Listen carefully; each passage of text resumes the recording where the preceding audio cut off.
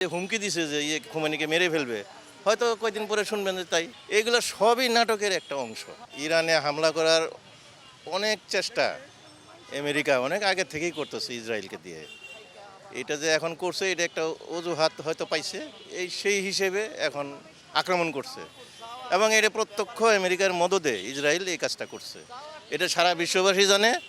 সারা বিশ্ববাসী যেহেতু আমেরিকার মৌলিপনায় মাথা নত করে থাকে, জাতিসংঘ একটা ঠুটো জগন্নাথ, সুতরাং এখানে তাদের করার কিছু নাই।